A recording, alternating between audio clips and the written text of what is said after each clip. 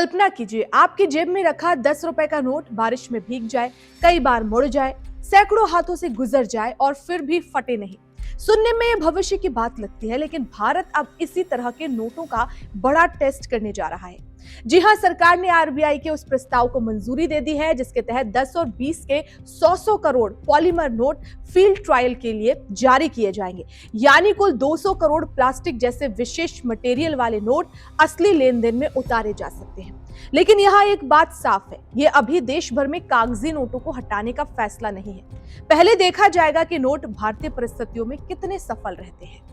अब सवाल है कि जब भारत दुनिया का सबसे बड़ा डिजिटल पेमेंट सिस्टम बन चुका है, यूपीआई से हर महीने अरबों ट्रांजैक्शन हो रहे हैं, तब आरबीआई को नोट का मटेरियल बदलने की जरूरत क्यों पड़ रही है?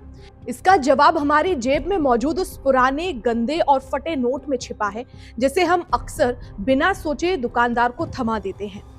भारत में नोट सिर्फ छपते नहीं, बहुत जल्दी घिस भी जाते हैं। भारतीय करेंसी नोटों का सफर काफी कठिन होता है। वे बाजार, बस, रेलवे स्टेशन, मंडी, छोटे दुकानदार और बैंक और एटीएम के बीच लगातार घूमते रहते हैं। गर्मी, नमी, धूल, पसीना और बार बार मुड़ने से उनकी हालत जल्दी खराब हो जाती है। नोट खराब होने पर आरबीआई उन्हें सिस्टम से बाहर करता है और नए नोट छापने पड़ते हैं। ये एक ऐसा चक्र है जिसमें खर्च सिर्फ नोट छापने का नहीं, बल्कि उन्हें गिनने, छांटने, वापस लेने और नष्ट करने का भी होता है।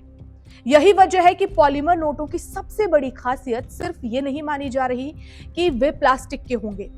असली बात यह है कि ये सामान्य कागजी नोटों से ज्यादा समय तक चल सकते हैं।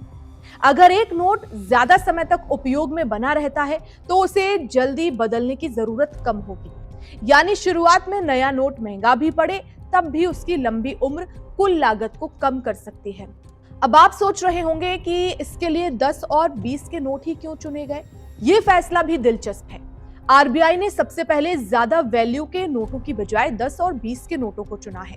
इसकी एक वजह यह हो सकती है कि छोटे नोट रोज के लेन देन में ज्यादा तेजी से हाथ बदलते हैं। चाय, बस किराया, सब्जी, छोटे सामान और स्थानीय बाजारों में इसका इस्तेमाल लगातार होता है।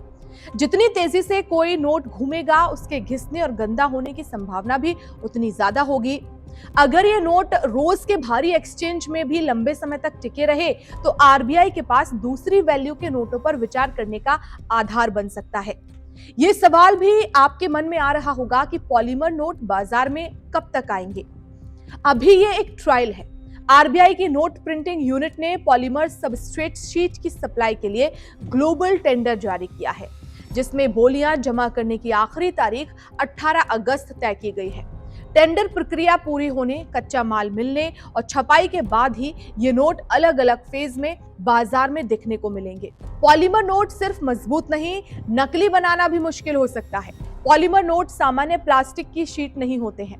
इन्हें खास तरह के पॉलीमर सबस्ट्रेट पर बनाया जाता है। इनमें पारदर्शी window, complex design, special ink और दूसरे मॉडर्न सिक्योरिटी फीचर जोड़े जा सकते हैं। इनकी एक खास बात यह है कि नकली नोट बनाने वाले अक्सर कागज जैसी सतह की नकल करने की कोशिश करते हैं। पॉलीमर की अलग बनावट और उसमें शामिल सुरक्षा फीचर नकली नोट तैयार करने की मुश्किलें बढ़ा सकते हैं। तो इस विषय पर आपके क्या विचार हैं, हमें कमेंट सेक्शन में जरूर बताइए।